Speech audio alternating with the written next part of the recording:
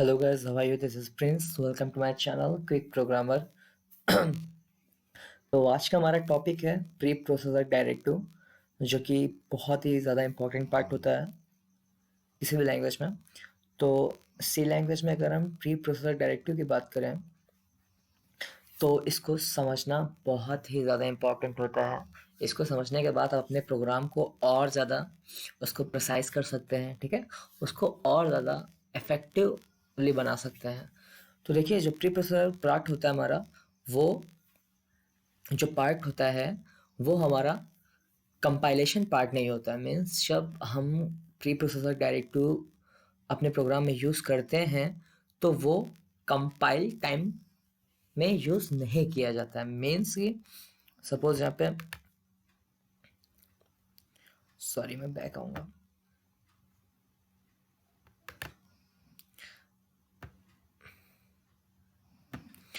Suppose यहाँ पे rect करते हैं कि हमारा एक सोर्स कोड है, ठीक है, ये हमारा एक सोर्स कोड है। तो जैसे ही हम उसको रन कराते हैं तो वो डायरेक्टली कंपाइलर के पास नहीं जाता है। मीन्स वो डायरेक्ट प्रोग्राम हमारा है वो कंपाइलर के पास नहीं जाता है। वो पहले उस प्रोग्राम में जो भी प्री प्रोसेसर डायरेक्टिव्स होते हैं वो परफॉर्म होते हैं। उसके बाद हमारा जो प्रोग्राम होता है वो कंपाइलर के पास जो है एक्शन होने के लिए जाता है। तो कहने का मतलब ये है कि जब हमारा सोर्स कोड हम लोग रन कराते हैं तो पहले वो सबसे पहले चेक किया जाता है उसमें प्री प्रोसेसर को। वो अगर हमारे प्रोग्राम में कोई भी प्री प्रोसेसर है तो वो सबसे पहले एग्जीक्यूट होगा, मतलब सबसे पहले एक्शन में वो आएगा। उसके बाद वो कंप्लीट हो जाने के बाद जो भी हमारा सोर्स कोड बचता है मीन्स फेच होकर के वो कंपाइलर के पास जाता है, ठीक है, और फिर वो लिंक होकर के एग्जीक्यूट होता है। तो कहने का मतलब ये है कि जो प्री प्रोसेसर, देखिए नाम से ही बिल्कुल ये एकदम क्लियर हो रहा है, ये प्री प्रोसेसर मतलब प्रोसेस के पहले का जो भी वर्क होता है वो हमारा प्री प्रोसेसर डायरेक्टिव कहलाता है, ठीक है। तो इसको लिखने का तरीका क्या होता है, देखिए इसको लिखने के लिए सबसे पहले हम लोग हैश सिंबल का यूज़ करते हैं, ठीक है। हैश सिंबल का यूज़ करके इसको लिखते हैं और इसके लास्ट में जो सेमी कॉलन होता है उसका यूज़ हम लोग नहीं करते हैं। मीन्स प्री प्रोसेसर डायरेक्टिव अगर हम लोग लिख रहे हैं तो उस लाइन के लास्ट में सेमी कॉलन का यूज़ नहीं होगा और उसको हम लोग हैश सिंबल से स्टार्ट करके लिखते हैं, ठीक है। अच्छा, बात उठती है कि हम लोग इसको यूज़ क्यों करते हैं, ठीक है, प्री प्रोसेसर डायरेक्टिव का यूज़ क्यों करते हैं। देखिए, प्रोग्राम को बहुत ज़्यादा हम लोग एक्सपेंड ना करके उसको बहुत प्रिसाइसली बनाने के लिए हम लोग प्री प्रोसेसर डायरेक्टिव का यूज़ करते हैं। सपोज बहुत बड़े डाटा स्ट्रक्चर वगैरह में भी आप जब पढ़ेंगे तो आपको समझ में आएगा। जब बहुत ज़्यादा लेंथी प्रोग्राम बनाना होता है तो वहाँ पे वेरिएबल को हम लोग क्या करते हैं, उसको प्री प्रोसेसर डायरेक्टिव द्वारा इनिशियलाइज़ कर देते हैं, उसकी कुछ वैल्यू इनिशियलाइज़ कर देते हैं कि हमको जब उसकी वैल्यू चेंज करना हो तो हम उस प्रोग्राम में उसको ढूँढने से अच्छा है कि उसकी वहाँ पे तुरंत वैल्यू जा कर के चेंज कर दें। जैसे मैं बताऊँगा अभी आपको। तो ये था हमारा लॉजिक कि प्री प्रोसेसर डायरेक्टिव कैसे परफॉर्म करता है, ठीक है, और उसको लिखने का सिंटैक्स क्या है। जैसे मैं एक प्री प्रोसेसर डायरेक्टिव बताता हूँ आपको। यहाँ पे जैसे मैंने लिखा हैश, ये बेसिक है, और ये इंक्लूड, यहाँ पे स्पेस नहीं होगा, मैं स्पेस दे रहा हूँ लेकिन स्पेस नहीं होगा यहाँ पे। हैश, यहाँ पे लिखने में दिक्कत हो रही है मुझको। हैश इंक्लूड और ये एंगुलर ब्रैकेट के अंदर लिखते हैं हम लोग, ठीक है। तो ये हैश इंक्लूड वाला पार्ट है, ये हमारा है प्री प्रोसेसर डायरेक्टिव। मीन्स जब हम लोग कोई हेडर फाइल, सपोज यहाँ पे stdio वाली हेडर फाइल हम लोग अगर यहाँ पे इंक्लूड करना चाहते हैं तो हमको ये जो डायरेक्टिव है, ये प्री प्रोसेसर डायरेक्टिव हमको अपने प्रोग्राम में लाना होगा।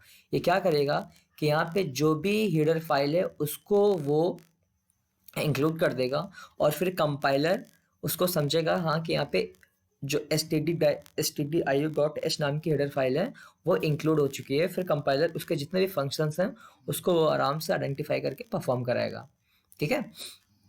तो ये होता है हमारा प्री प्रोसेसर डायरेक्टिव, ठीक है। बाकी इसकी बात कर लेते हैं, इसके क्या पार्ट्स होते हैं।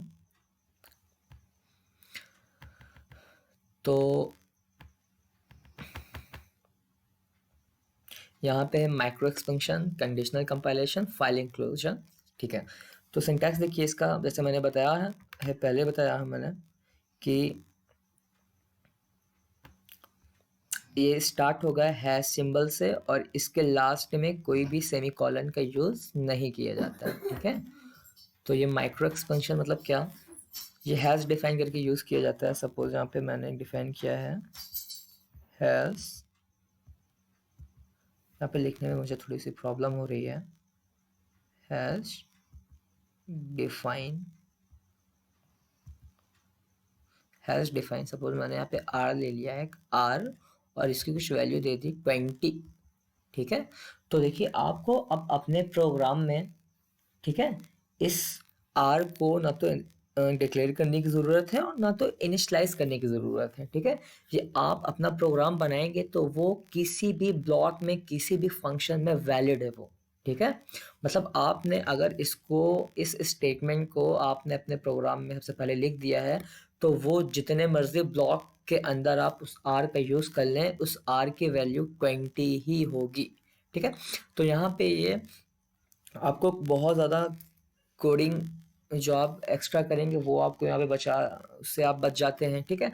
और मान लो आपको आर की वैल्यू बार बार चेंज करनी है तो आप प्रोग्राम में आर को ना ढूंढ करके आप डायरेक्ट ऊपर जाएंगे और आर की वैल्यू वहाँ से 20 से, सपोज आपने 10 करनी है तो आप उसको डायरेक्ट रिप्लेस कर सकते हैं, ठीक है।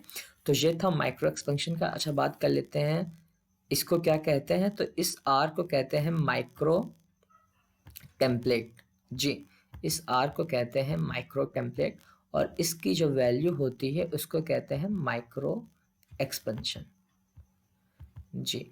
देखिए माइक्रो एक्सपेंशन का होना बहुत ज़रूरी है क्योंकि आप जहाँ पे माइक्रो टेम्पलेट अगर इनिशलाइज करते हैं, लिखते हैं, तो उसकी वैल्यू आपको देना ही पड़ेगा, ठीक है। ये नहीं कि आपने सिर्फ आर डिक्लेयर करके छोड़ दिया क्योंकि उसका कोई मतलब नहीं होगा फिर, जी।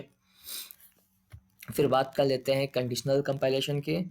तो यहाँ पे ये इफ़ जो है हैश इफ डेफ, डेफ का मतलब होता है डिफाइन, ठीक है। तो hash if define conditional compilation में आता है और ये आपका अनडेफ मीन्स अनडिफाइन, ठीक है। इसका कैसे यूज़ करना है मैं अभी प्रोग्राम में बताऊंगा आपको। और उसके बाद करते हैं फाइल इंक्लूशन की। तो वो आपका वही बेसिकली जो मैं अभी पिछले में बताया था मैंने, हैश इंक्लूड वाला पार्ट होता है, ठीक है। आपने कोई फाइल इंक्लूड करनी है तो उसको hash include, sorry, hash include करके जो है आप उसको फाइल को अपने प्रोग्राम में उसको इंक्लूड करा सकते हैं, ठीक है। तो चलते हैं हम लोग अपने एडिटर पे, ठीक है। तो मैं आपको बताऊंगा कि कैसे आप, मैं यहाँ से कोड ब्लॉक को ओपन कर लेता हूँ।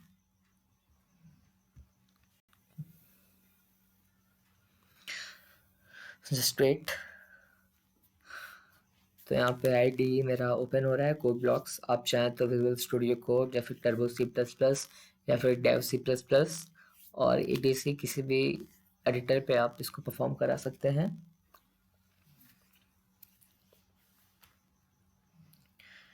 Okay, so editor is open.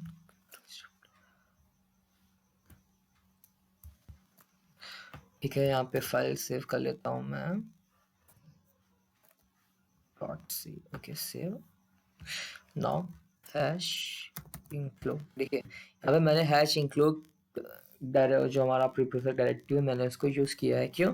क्योंकि मुझे फाइल इंक्लूड करानी है, stdio.h नाम की, ओके। अब यहाँ पे मैं यूज़ करूँगा माइक्रो एक्सपेंशन का हैश डिफाइन, ओके। यहाँ पे मैं वैल्यू दे देता हूँ, सपोज यहाँ पे मैंने a की वैल्यू कोई दे दी है 10, ठीक है। अब यहाँ पे मैं अपना मेन के अंदर अपना कोड लिखता हूँ, ठीक है। तो देखिए जैसे ही मैं यहाँ पे इस चीज़ को, क्योंकि मैं पहले प्रोग्राम लिख तो बताता हूँ फिर आपको। नाउ इंट b की वैल्यू मैंने दे दी 20।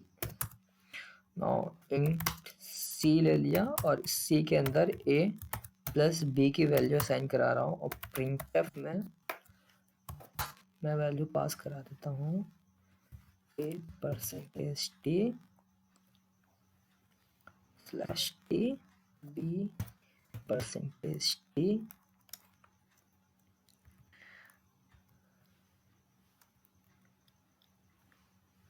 Is equal, okay, is equal to, इसको स्लैश एन कर दो, slash n days percentage d slash n and c is equal to percentage of D.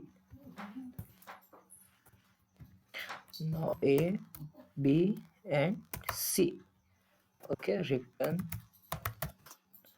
0. अब देखिए मैंने ये प्रोग्राम लिखा हुआ है, तो ये क्या करेगा, इस प्रोग्राम को एक कंपाइल होने से पहले क्या होगा, ये जो हमारा प्री प्रोसेसर वाला पार्ट है, ये वाला पार्ट, ये जो है प्रोसेस होगा, ठीक है, ये जो है प्रोसेस होगा. और यहाँ पे क्या होगा, सबसे पहले क्या होगी, हैश इंक्लूड से stdio डॉट एच जो हमारी हेडर फाइल है, स्टैंडर्ड इनपुट आउटपुट लाइब्रेरी, ये क्या होगा, ये इंक्लूड हो जाएगी, जिससे कंपाइलर इसके अंदर जो भी फंक्शन है उसको समझ पाएगा और उस फंक्शन को परफॉर्म करा पाएगा.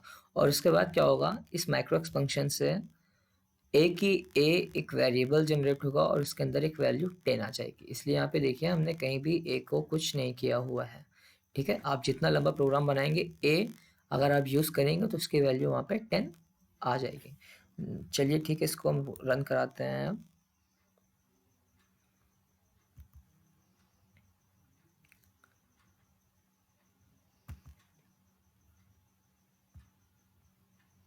Okay, just wait. तो देखिए यहाँ पे ए की वैल्यू 10 आ गई है हमारी, बी की वैल्यू 20 आ गई है और सी की वैल्यू हमारी 30 आ गई है, ठीक है. तो देखिए मैंने ए की वैल्यू, देखिए मैंने कई प्रोग्राम में अपने जो मेन के अंदर है कहीं यूज़ नहीं किया, लेकिन इसकी वैल्यू आ गई है, ठीक है. इसको आप किसी भी ब्लॉक के अंदर यूज़ करेंगे, किसी भी ब्लॉक्स टू ब्लॉक्स के अंदर यूज़ करेंगे, उसकी वैल्यू 10 ही रहेंगी, ठीक है, उसकी वैल्यू चेंज नहीं होगी. तो यही मैं दिखाना चाह रहा था आपको. अच्छा ठीक, बात करते हैं हम लोग hash conditional conditional pre processor director की. तो उसको देखते हैं कि किस तरीके से होगा, ठीक है. सपोज यहाँ पे मैंने ए लिया हुआ है, ठीक है, और ए इज इक्वल टू 10 लिया हुआ है. अब इसके अंदर हम लोग कंडीशन देते हैं हैज इफ डिफाइन ए. अगर ए की वैल्यू को डिफाइन है तो वो प्रिंटफ करे yes it is define, okay. और अगर नहीं है तो क्या इंडेफ में क्या आ जाएगा, इंडेफ में क्या आ जाएगा, printf it's not define, okay. तो ये हमारा रिटर्न 0. कंट्रोल से सेव करिए, फंक्शन F9.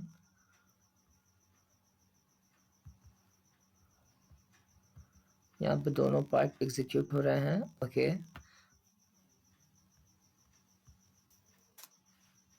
Control S. अब इसको कंपाइल करा रहा हूँ अगेन. तो यहाँ पे दोनों पार्ट एग्जीक्यूट हो रहे हैं. यहाँ पे कोई प्रॉब्लम आ रही है,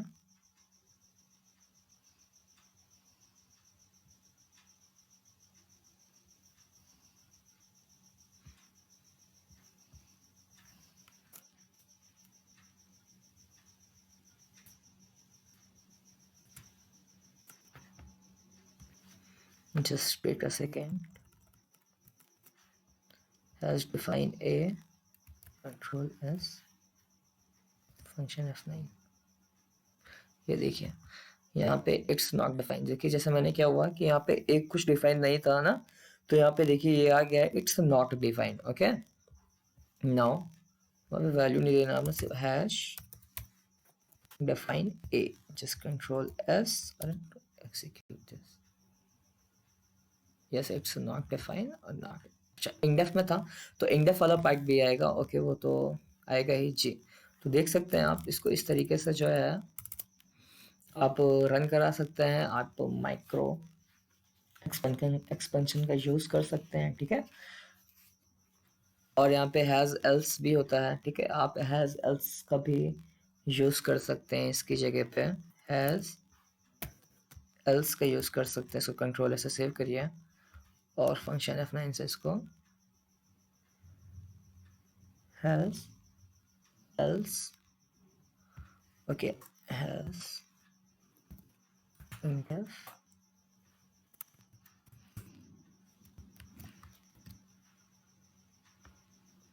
ठीक है, इट्स नॉट डिफाइन, क्योंकि एक वैल्यू कहीं डिफाइन नहीं है ना। तो ये क्या जाएगा, इट्स एल्स वाला पार्ट आ जाएगा, क्योंकि एक कहीं डिफाइन ही नहीं है। तो इस तरीके से जो आप है प्री प्रोसेसर डायरेक्टिव का यूज़ कर सकते हैं। सो आई होप गाइस आपको ये समझ में आया होगा प्री प्रोसेसर डायरेक्टिव का lecture. So thank you very much guys, keep watching, subscribe to my channel.